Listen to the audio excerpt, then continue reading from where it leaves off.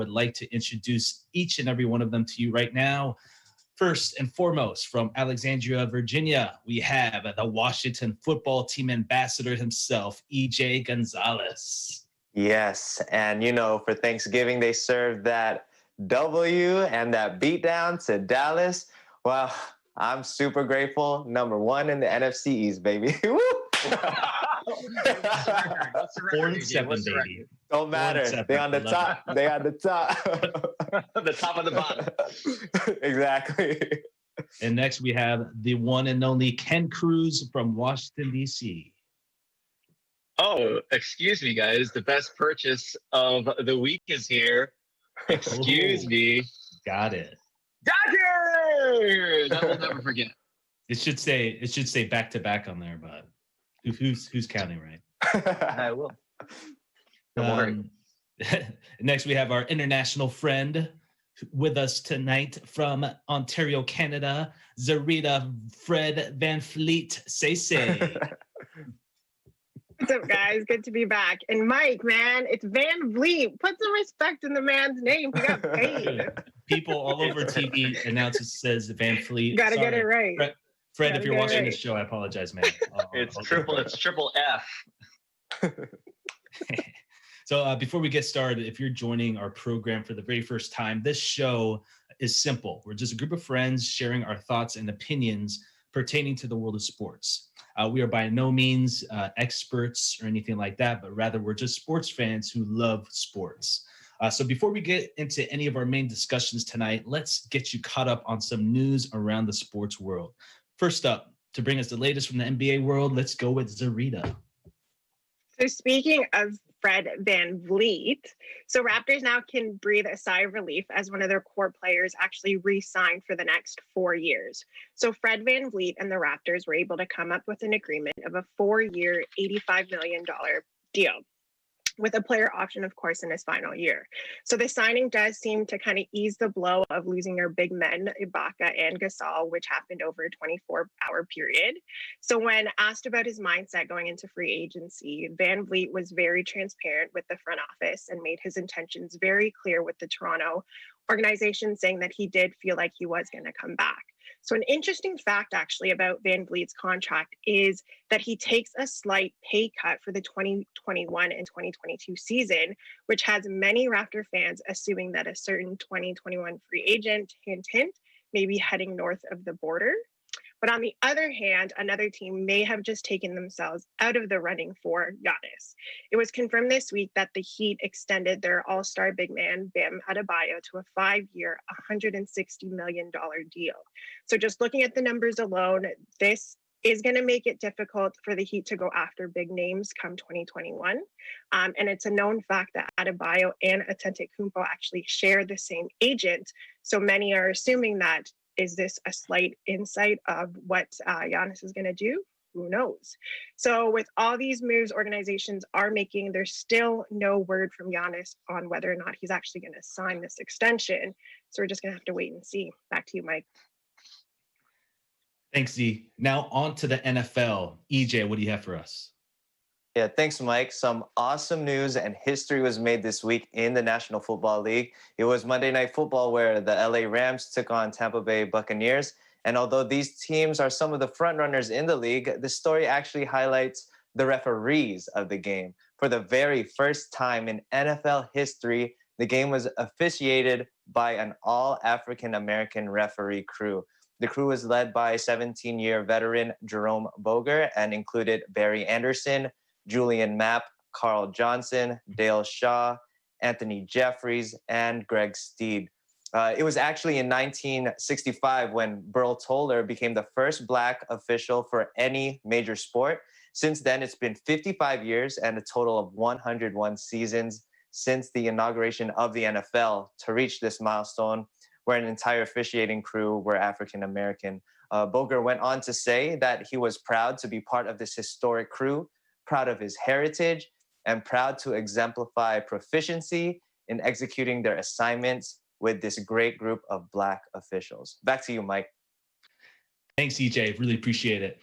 So now we're all caught up with all the main sports news from around the world. Don't go anywhere. We're going to take a quick break before we dive into some good discussions with our panel. This is EBC Sports International. We'll be right back.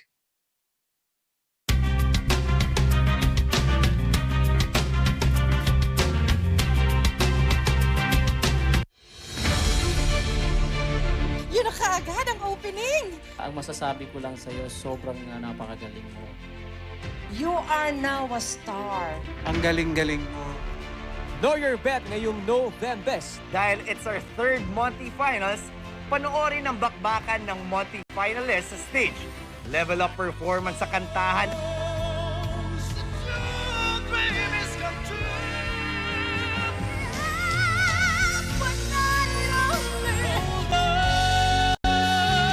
At sayawan.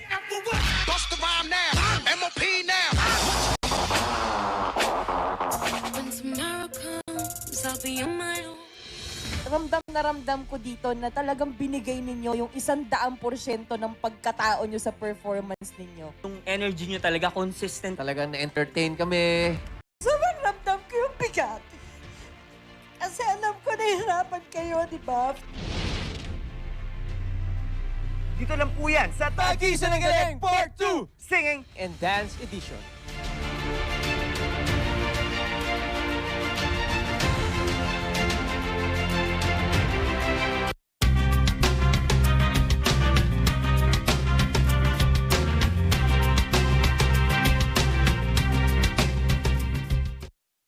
Hey, welcome back, sports fans. Thanks for tuning in. So we're going to be starting with the NBA right now, and what an offseason it's been, guys. I mean, it seems that every NBA team from the Lakers to the 76ers has made a huge splash in the free agency market, especially after this year's virtual NBA draft. So Sarita, I'm going to start with you. Who were the winner and loser in the NBA offseason thus far? For me, I think we were talking about it off air. Definitely the Lakers. I didn't think they could do it, but yet here they are, even better than they were last season. I'm going to say OKC, they're just collecting everything. They're just taking from everybody, kind of harboring for their future. Yep, they got it. They got it all. 76ers is also a winner for me, which I'm sure we'll go into a little bit more. Finally got rid of that Horford contract. I'm proud of them. They did it. They pulled it off. Losers, Bucks. I don't know what the Bucks are doing. It's just you're doing everything not to keep your star player. And apparently this Bogdan trade was the one thing he requested for, and they couldn't even handle that. So what does that say about your organization? I don't know, but I'm sure we'll get into more discussion when these guys give their takes. Gotcha. So, Ken, we already know your winner's the Lakers, obviously. was there another team? Was there another team that stood out to you that, kind of, that you can give credit to as far as who do you think? Yeah. I mean, you got to give credit where credit's due, right? So two main teams, right? So Blazers get an A from me because they added Robert Covington, Derek Jones Jr., and Enes Kanter, along with keeping Carmelo Anthony. So with Dame Dollar and also CJ along with Nurkic, that is a very strong top four team in the Western Conference. They were able to secure a very strong 9-10 person lineup, and especially having probably Carmelo off the bench, I think that's going to be a very tough out. The other one who got a B plus, almost A minus, is the Phoenix Suns. I mean, CP3 being, just remember one offseason ago when CP3 was traded from Houston to OKC, everyone was down on that and probably thought all right, this is going to be, CP3's last days. He's just going to earn his paycheck and get out of the league. No, this dude showed up last year, showed up in the playoffs, and I am extremely excited for these Phoenix Suns. He's going to be that Obi-Wan Kenobi to Skywalker, to Luke Skywalker, and who's Devin Booker. And then you got DeAndre Ayton, who is DeAndre Jordan plus. He can shoot. And so you saw what CP3 can do with DeAndre Jordan and Steven Adams. see what he can do with a young DeAndre Ayton. It's going to be one of those things where it's so exciting. And then one of the biggest losers, other than the Bucks, I'd say, has to be the Kings. Man, they lost Bogdanovich, right? Hield's not happy there, and then their ads. They also lost Ariz and Bazemore, but their ads are like the funniest. It's like a meme team, right? You got Frank Kaminsky, Hassan Whiteside, but they did max out their franchise player De'Aaron Fox, 5-year, 163. So there's that. But man, that roster went from bottom of the West to bottom of the West. I think it all started with them skipping out on Luka Doncic. I think that's really where then again they've missed the playoffs for 14 years now. So it's a very sad time to be a Kings fan. I'm sorry. Lakers though, man. I know Serena's mentioned it, but I gotta mention. She didn't mention who they added, right? Montrezl Harrell, Dennis Schroeder, Wesley Matthews, Mark Gasol. So dude, the rich get richer. I mean, just 2 years ago, everyone was laughing at us because, LeBron was hurt with a groin. And then we had all these young guys, Brandon Ingram, Lonzo Ball, Josh Hart. And so it's one of those things where it's a great time to be an LA fan. And it's with basketball starts next week, guys. Well, I mean, training camp starts next week. 2 weeks we have preseason, and about a month, less than a month, we have the regular season. It's a great time. It's a great time to be a basketball fan. Definitely. All right. EJ, how about yourself, man? Who are the winners and losers in your book? All right. So, I mean, you guys pretty much hit the nail on the head. I'll talk about some other teams, though. Obviously, Lakers win, but I like what Atlanta has done. They've made some sneaky good pickups in Danilo Gallinari, and they're the ones who got Bogdanovich. And again, this is a big deal because stealing Bogdan from Milwaukee, that's the only player that Giannis seemingly requested for. He said, I want to play with that guy. He's going to help us in the playoffs. They thought they had him, and he just left, man. So obviously Atlanta, they got a great ad with Bogdanovich, and then they got an excellent big in the draft, Onyeka Okongwu. And again, these are pieces that they're adding to Trae Young, John Collins, who's been a really good young star who showed up last season. And don't forget, they have Clint Capella, right? So I agree. You forgot one guy. You forgot one guy. Who? Rondo. Playoff Rondo. Oh, exactly. Oh my gosh. Obi-Wan Kenobi teaching Skywalker, man. That's exactly, man. Rondo. So Rondo to be able to help develop Trae Young into an even better point guard, man. They made really good sneaky under the rug moves, but I can easily guarantee that they jump into the playoff bracket this year. Zarita mentioned OKC as a winner. I actually think that they're one of the losers for this because of the upcoming season. Another winner I wanted to point out who made some pretty good moves is the New Orleans. So they ended up getting Bledsoe out of Milwaukee. They still have Brandon Ingram, and they added one of my favorite big men in the league in Steven Adams. So they're going to be, again, so that starting lineup is Steven Adams, Zion Williamson, Brandon Ingram, Eric Bledsoe, and they still have JJ Redick behind him, and then Lonzo Ball at the point. That's a pretty good starting five, if you ask me. Again, I think one of the losers is OKC because they lost basically all the ones who helped them make it to that playoff spot last year. Chris Paul, Danilo Gallinari, and Steven Adams. On top of that, they acquired Kelly Oubre and Ricky Rubio.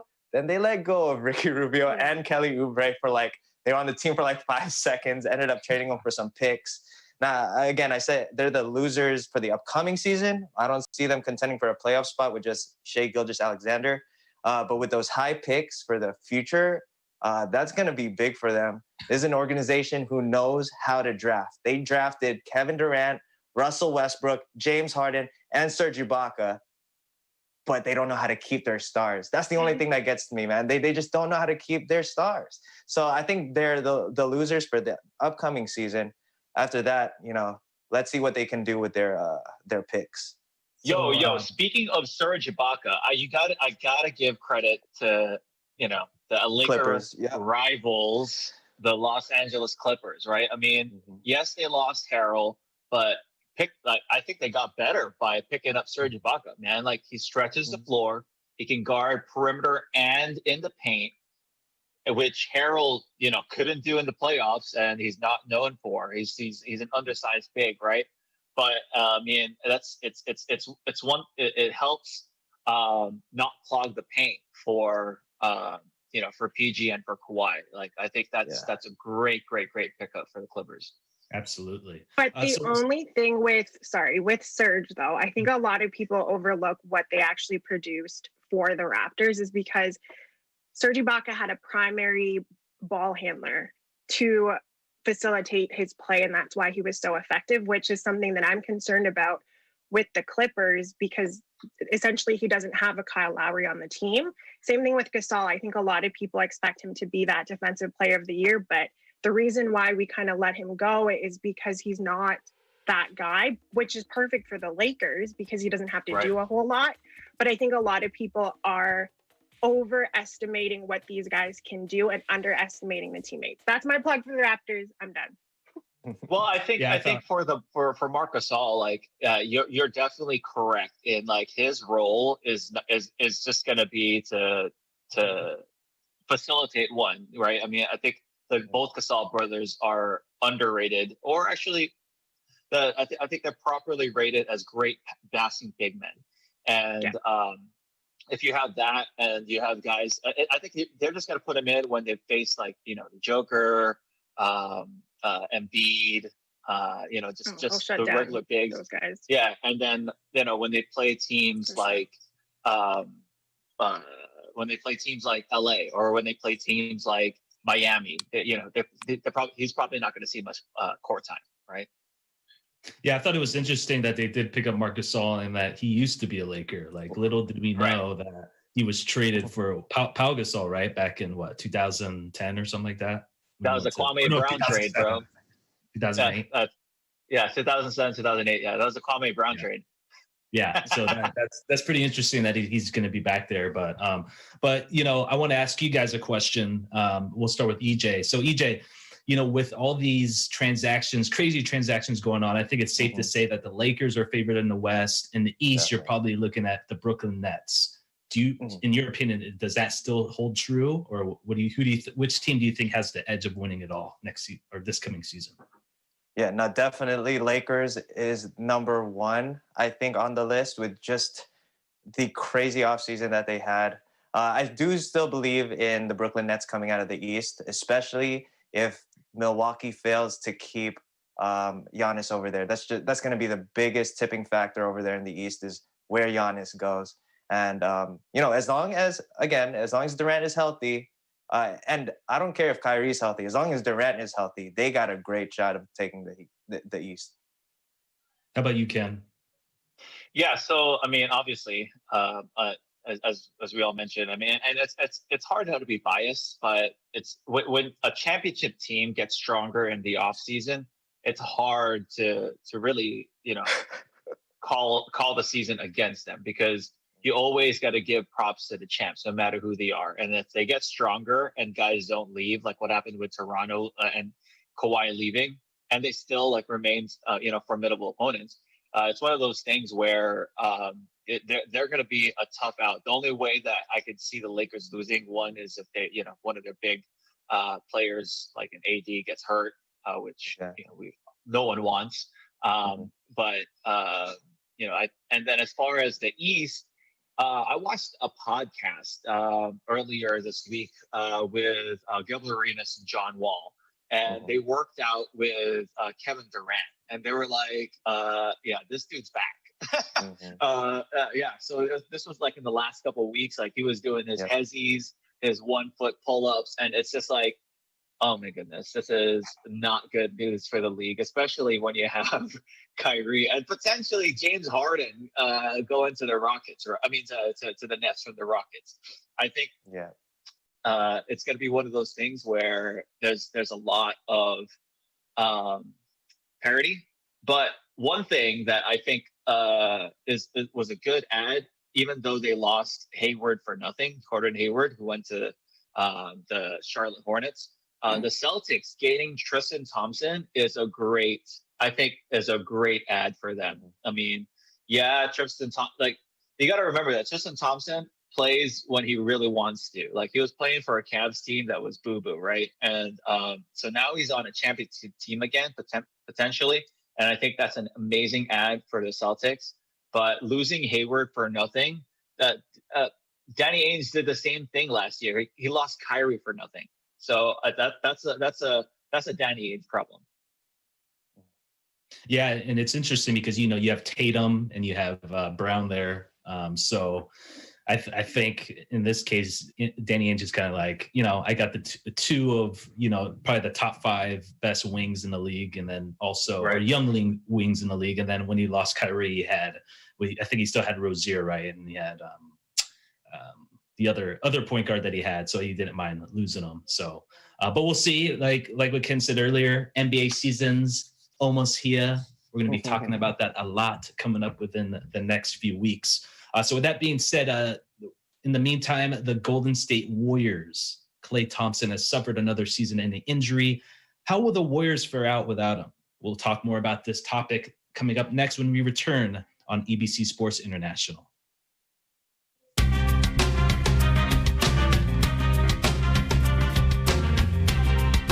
Ang bawat produkto ng leather ay maituturing na isang obra na mabusising ginagawa. Matibay po talaga ang leather.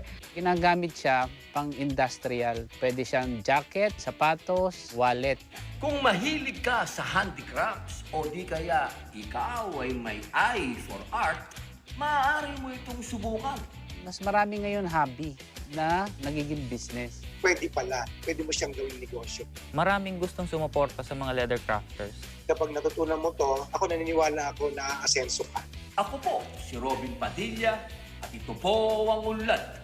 Kaagapay sa hanap buhay. Kaagapay sa hanap buhay.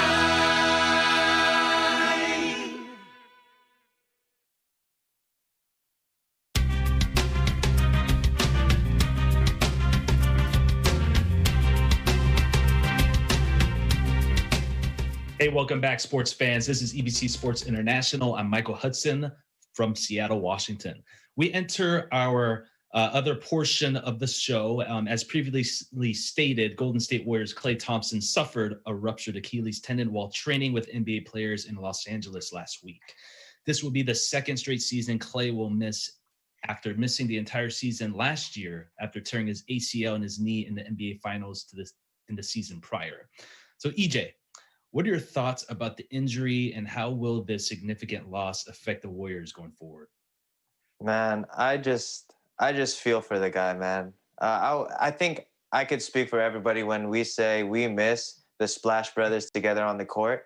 Man, like Klay Thompson back, we're always rooting for those, injury stories, and then they get back and they're better than ever, just like when Paul George broke his leg and he comes back and he's the same. I really thought that Klay Thompson, one of the toughest guys in the NBA, would be able to come back from a catastrophic injury like he suffered in the playoffs, and then goes and just unfortunate. You heard Steph Curry was crying when he read the news. Everybody, he's on everybody's thoughts and minds, hoping that he would get better. As far as the season for the Warriors, though, I don't think it's a lost hope. They did pretty good in the offseason acquiring Kelly Oubre, and they also who they drafted Justice Winslow. Wiseman. Sorry, yeah, they draft Wiseman, who's looking to be like a great big, and they still have Draymond Green. And Steph Curry is going to be back. But, I just feel for Klay Thompson. I mean, so other players who have gotten injured for multiple seasons, who are coming back this year, Kevin Durant and John Wall, hopefully they have some spectacular seasons just to give some inspiration to Klay Thompson for when he comes back. Because they both, John Wall and Kevin Durant, pretty much suffered that same injury. It wasn't ACL, it wasn't Achilles. If he can see that they're back better than ever, that'll give him, the boost that he needs to pick it up when he gets back next season. But, we're all hoping that he has a speedy recovery. Definitely. So Zarita, with this injury, the Warriors aren't seen as one of the top teams in the West anymore. And yet alone, they're probably not even seen as the dynasty continuing. Do you think they still have a chance of being one of the top teams in NBA? As great as the Warriors organization is, I just don't see them making any drastic move up to the top of the West, especially when teams are getting so strong. Like EJ said, it's so sad because you watch Klay go down during the finals, and being a Raptors fan, that was huge advantage for us. He could have led his team to another title. And then to have such a freak accident so close to when he's going to start playing again, it just breaks my heart. But again, Warriors organization, they're top class. They're going to take care of him. I'm not too worried about the Warriors. I mean, they're going to be mid-tier at best, I think. They still have Wiggins. Like if Wiggins becomes who he's supposed to be and what everyone thought, I don't know if it's a little too late for that. They're going to be mid-tier at best, but I think you just have to look to the next season at this point. Absolutely. Ken, when it comes, all eyes are going to be on Steph Curry now. So how much pressure do you think is going to be on Curry to perform? Do you think he's going to rise above expectations? Do you think he's going to take a back seat? What do you think? Well, like Curry is the same age as me. He's 32, right? So he's still, towards he's a hardcore championship vet, but at the same time too, he's known to be injury prone, right? He took a little bit off last season with some injuries. But the thing with him is that it's tough when he has to put, like, teams are going to be forming their defense based on trying to lock him down, and that is going to be, even though it's going to be 72 game season, not your regular 82. That's still a lot of games to have all that weight of the opposing team on your shoulders, and also your team. And so I think if he's on the court, he's gonna make the right decisions. He's gonna set up his team, and he's gonna make those crazy half court shots. But what's hard is that how long can he do it for? Can he do it for an entire season's worth? That's a huge question.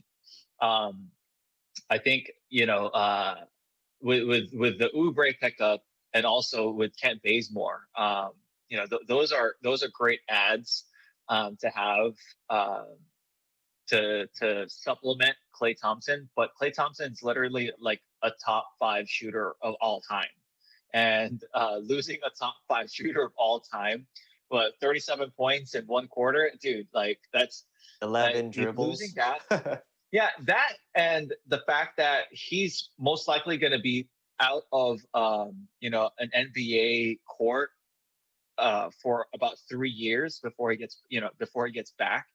Right. I don't even know if he's going to be back as the same player, or if he's going to be guys that his skill requires a lot of cutting. With all the stuff that he's injured, I don't know, man. It's very sad. It's a very fun team, and you root for them, but I don't see them any higher than 5 or 6. But with the way that the playoffs, 5 or 6 in the Western Conference, but with the way the playoffs are like situated this year, even if they were like 9 or 10, they could still make the playoffs with a play-in schedule, right?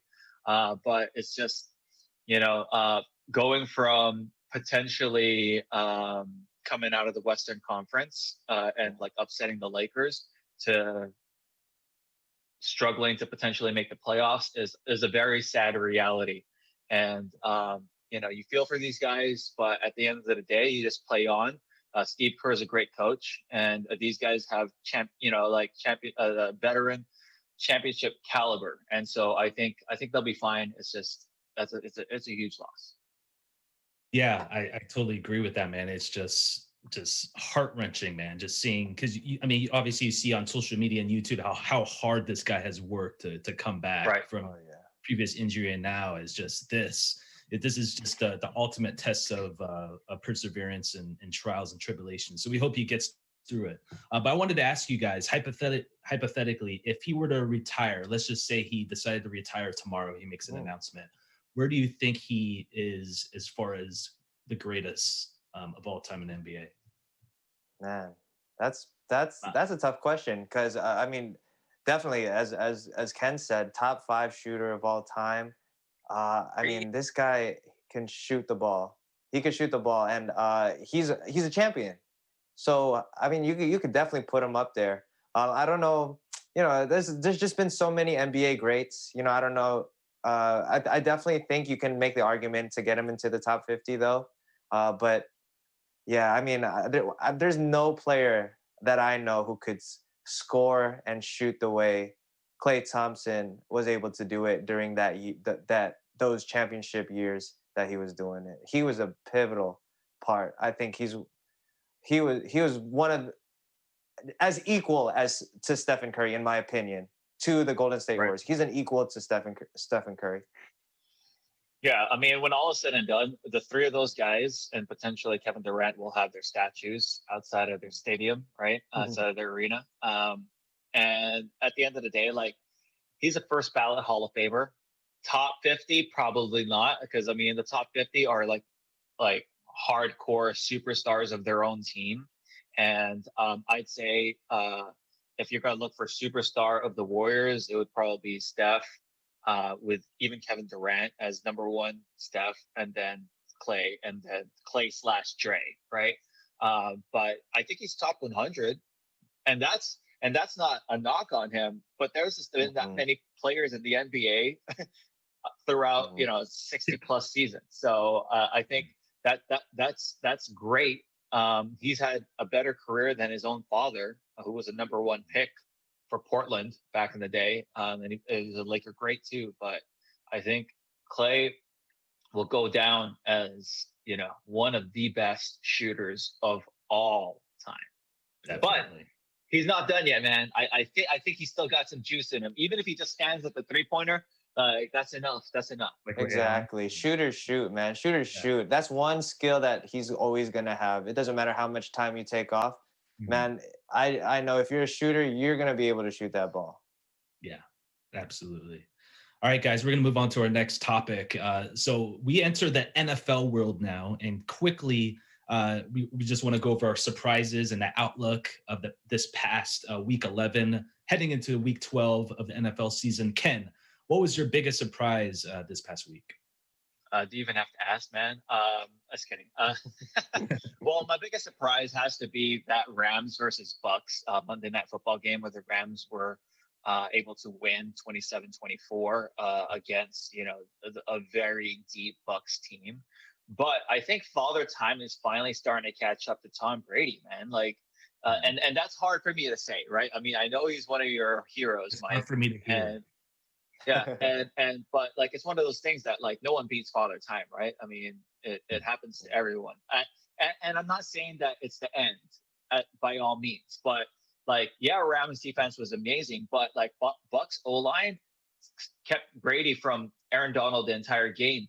But what really unraveled for the Bucks was that those 2 interceptions, man, especially that late game interception, during the Bucks, the Tampa Bay rally to try and tie or win the game. Dude, he threw it straight to the rookie, Jordan Fuller, twice. And it's just they weren't even and it wasn't Jordan Fuller, went in front of one of his wide receivers and caught it. Jordan Fuller wasn't even near any of the wide receivers He was by himself, and Tom Brady threw it to him twice. And I was like, what is happening here? And that's a bad sign for Tampa Bay, especially with your coach, Bruce Arians, right? Who is known. I think one of his sayings when he is what is it? No risk it, no biscuit. He likes his quarterbacks throwing the long ball. And if your quarterback can't throw the long ball, then what kind of offense do you have? So if your quarterback and your head coach aren't gelling, then those are huge warning signs. No matter how stacked this Tampa Bay team is, if they can't get together as far as what their game plan is, and I think their game plan has to change. It has to be short passes, short to medium passes, because or the run game, because Brady just from these last couple games, it does not look like he has accuracy in his long ball. So that was the big surprise for me, along with Jared Goff going second all time in Monday Night Football as far as throws. He had 39 throws, which was surprising. I mean, the Bucs made him throw the ball. That run defense was insane. They got nothing on the run. But Jared Goff, as average as he is, he looked pretty good on Monday. He did, and the Bucs are playing the Chiefs next. So yuck. 3 losses, or actually two losses in a row. At least the Kansas defense isn't as good, but we'll see what happens. EJ, Kansas offense. Yeah, so I mean, biggest surprise of the past week was how many points my Washington team put up. 41, bro. 41. Yo, I wasn't able to catch the ending of that game, but bro, 41 points. I honestly, that's like, even thinking back, season, EJ. bro, thinking back my entire season my entire childhood, I don't ever remember us scoring 41 points, man.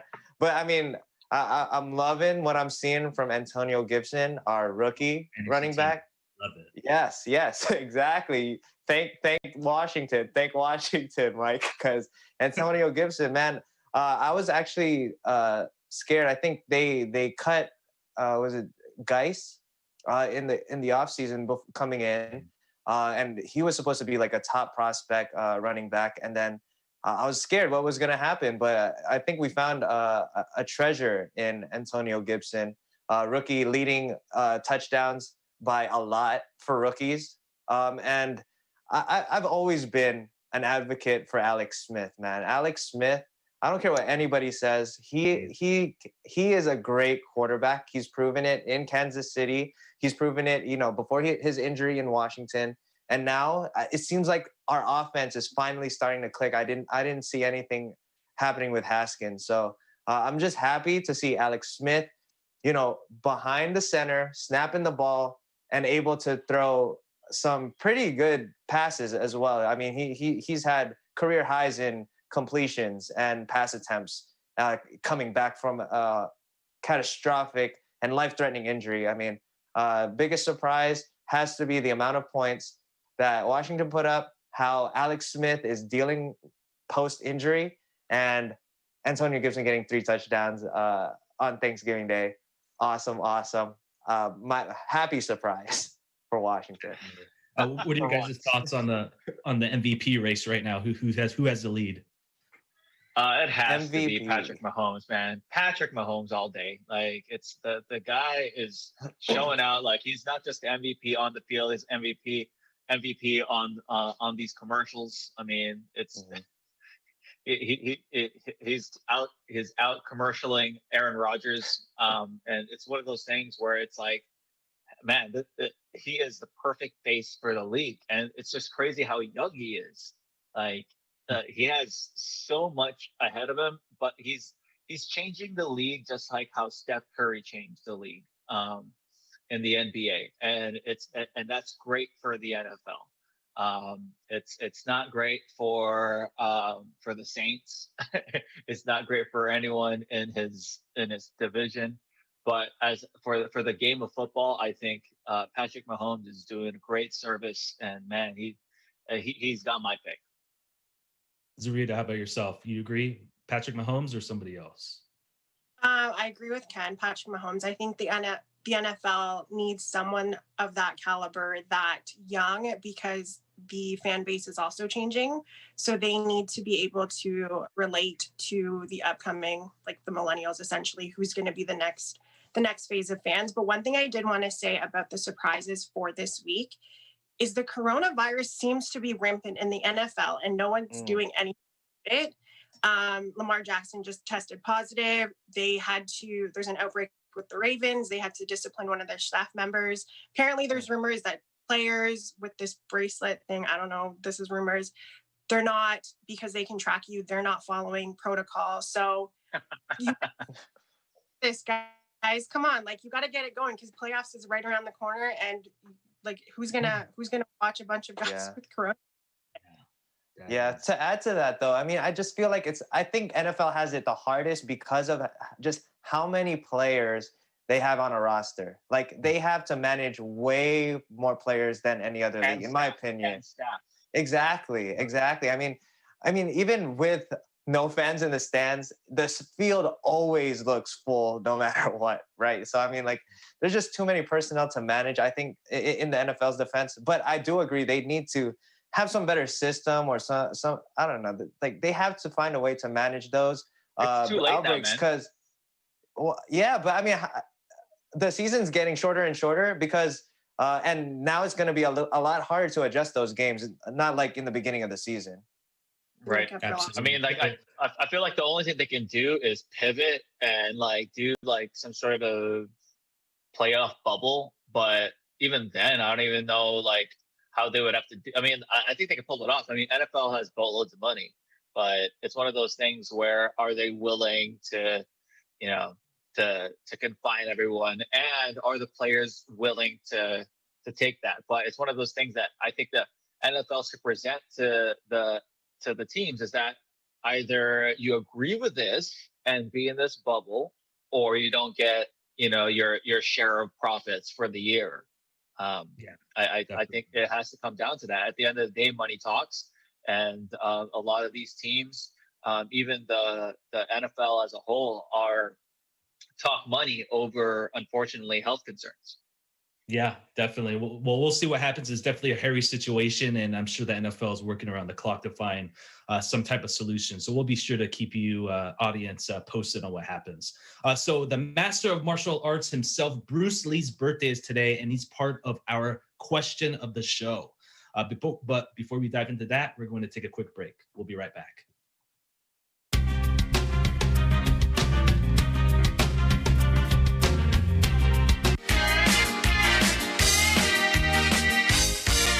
Okay, say yes. Okay, say yes. Yes! Uwi na ang babes ko!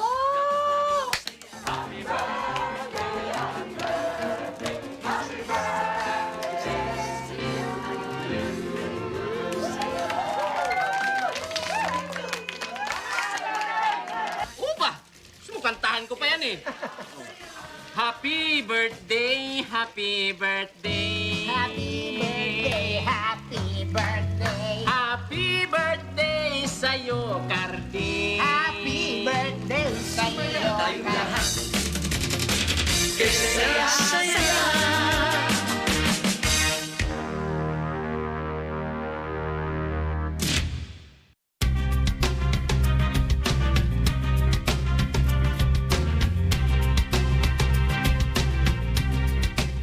Hey, welcome back, everybody. I'm Michael Hudson from Seattle. As we enter our last portion of tonight's show, we're going to be talking about arguably the greatest martial artist of all time, Bruce Lee. He starred in many movies such as Enter the Dragon and Game of Death. He tragically died in 1973. He would have been 80 years old today. So, gentlemen and lady, let the world know what your favorite Bruce Lee moment was. I'll go first. It definitely has to be when he fought Kareem Abdul-Jabbar in Game of Death, when he did that little, I don't even know what karate kick it was, but his foot was just like right here where his face was at, and he kicked Kareem Abdul-Jabbar in the face. I thought that was pretty cool. Ken, how about you? I would have to say it's my favorite Bruce Lee joke. What's Bruce Lee's favorite drink? No, I'm just kidding. I mean, you have the same answer as me. That I mean, like, just as a basketball fan, right? I mean, seeing a 7-foot dude fight Bruce Lee. I mean, let's be real. Like, would Bruce Lee really beat Kareem Abdul-Jabbar? I don't know. I mean, unless he went for the legs. But like, even then, like, Kareem was not. He was skinny, but he was a strong dude. But I mean, like, growing up, it's one of those. He's one of those guys that, like, everyone wanted to be. I remember trying to do the 1-finger punch. The 1-inch punch. Man, almost sprayed my finger. Yeah, don't try this at home, kids. He can also do like the push-ups with like 2 fingers. The 2-finger push-up. Nope. Yeah, didn't even try that. EJ, how about you, man? Favorite moment? Yeah, no, for me, it has to also come from Game of Death. I mean, that yellow jumpsuit was just so iconic. His nunchuck scene. Yeah, I mean, I love also, I think it was on Instagram where this kid was imitating exactly how he was doing the nunchucks and in the yellow jumpsuit and everything. And it actually made a big, that yellow jumpsuit has a big impact in sneaker culture. It influenced, Kobe Bryant and Kyrie Irving to make the Bruce Lees. Man, that has to be one of the most iconic colorways, iconic moments, definitely for Bruce Lee. Did you get the shoes this week? The drop this week? I tried, bro. I tried, but yeah, that was an L for me. No worries, dude. F respect. Yeah. All right. Zarita, how about you? Any favorite moments of Bruce Lee? So I hate to say it, guys. I know the name, but that's as far as it goes. And the only connection You have to do an impersonation now. You got to do an impersonation. She's going to do an impersonation of someone she doesn't know. But the only connection I have is like EJ sneakers. I mean, I tried to go for those Kobe's too, but there was no hope. But I do know he's iconic, and I'm sure he paved the way for many athletes to make that transition over to movies. So, I mean, I got to do research. I know. Well, you got a lot of research. He was a really very talented man. So we actually have a bonus topic tonight, guys. So Ken actually reminded me of this, is that Mike Tyson will be fighting Roy Jones Jr. tomorrow, 8-round exhibition bout, heavyweight bout. It's basically going to be pinning 2 of the most legendary boxers one-on-one. I'm really excited for it. So I wanted to get your guys' predictions. I think Mike Tyson wins in a knockout, 3rd round. Ken, how about you? This is 20 years too late, just like the Pacquiao Mayweather fight. But they're 54 and 51 respectively, Tyson and Roy Jones. But they're coming in very heavy. Like Tyson weighed in at 220, Roy Jones at 210. Man, like this is a heavyweight battle for sure. I think 2 minutes, 2 minutes per round at 8 rounds is manufactured for Tyson, because he's one of those guys that just comes in, while Roy Jones Jr. likes to play with his guys for the entire 12-round fight. So I think this fight is catered to Tyson, and I think also like a 3rd, 4th round. But real quick, the real fight of the day is against NBA dunk champion Nate Robinson versus YouTube sensation Jake Paul. That one's gonna be a wild one. Jake Paul. I got to rep Nate, dude, because he's from Seattle, so I gotta rep Nate on that one. EJ, how about you? Predictions? Yeah, I'm not a fan of Jake Paul either, so it's got to be Nate on that one. Anyway, as far as Tyson, man, this dude, I've seen videos of him training still. He hasn't lost a step, in my opinion. That dude still has some powerful hands. Definitely, I think I'm going to have to take Tyson, especially since he's on a Supreme shirt. Bro, I can't go. I can't knock on the guy who's a legend. Exactly, for the culture, baby. Yeah. One thing I do say, I think Roy Jones Jr. has one of the best mixtapes, even better than Mike Tyson's mixtapes, because he raps in his own mixtapes. So dude, when he knocked that guy out, like just punching him in the side, like the dude, y'all must have forgot. Like his dancing, oh my goodness. But Tyson's hands, he's best of fury, bro. Zarita, how about you? Any predictions for tomorrow? I don't know if you guys saw the photo of them, like when they do their like little intimidation, like try to intimidate. Like it just looks so bad. Like, I'm sorry, two old men just looking at each other, like a little heavier than they used to be. I'd be happy if they just are able to walk out of this fight, because I have this like sick feeling in my stomach that they're gonna go so hard for the first round, and then who knows what's gonna happen to them. So if they walk away, not seriously, it's safe for everyone. Everyone's a winner at that point. We will find out who wins the fight tomorrow. Stay tuned for that. That's all we have for this week's edition of EBC Sports International. Sports fans, on behalf of everyone on our panel, thank you so much for joining us tonight. And be sure to tune in again next week. Make sure to visit our websites at eaglenews.net and eaglenewslive.com. Like us on Facebook and follow us on Twitter at EagleNewsPH to join the conversation. From Seattle, Washington, I'm Michael Hudson. This is EBC Sports International. We live in interesting times. We're all champions.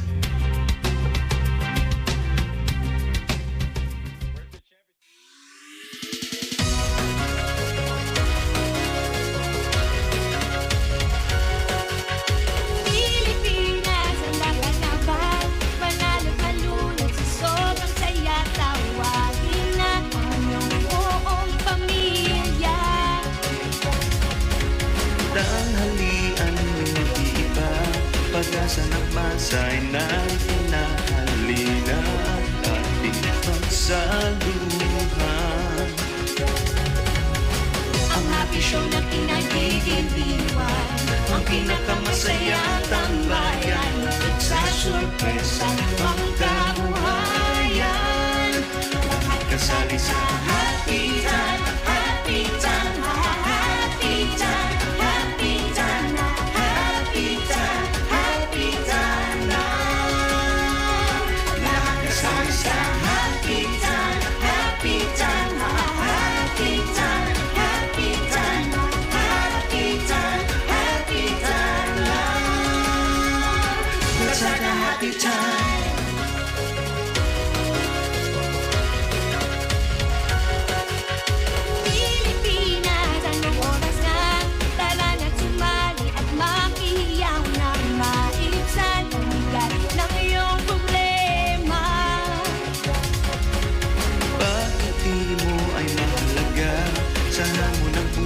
Saan may kasama ka sa laban at tawanan. Ang happy show na pinagigiliwan, ang pinakamasayang tambayan, ibig sa sorpresa ang kabuhayan. Lahat kasali sa happy time, happy time, happy time, happy time, happy time, happy time.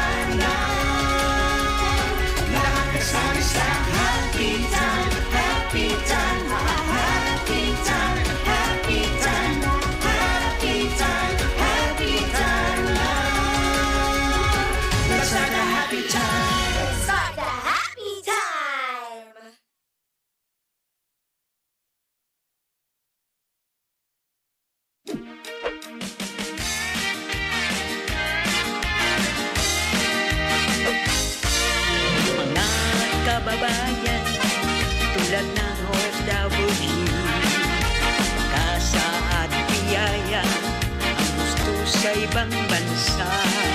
Ang iba ay hindi swerte, bumalik ng walang wala. Hindi mo makikita, bakas ng pagluha. Ang Pilipino, simple lang ang gusto. Basta't may kwentuhan, tawanan at kantahan, masasayang tao, mga OFW. Anumang problema ay kayang-kaya, kahit walang pera. Okay, saya, saya, okay, saya, saya, tayong lahat ay masaya. Tumawa Tawa ng tumawa, dapat laging masaya.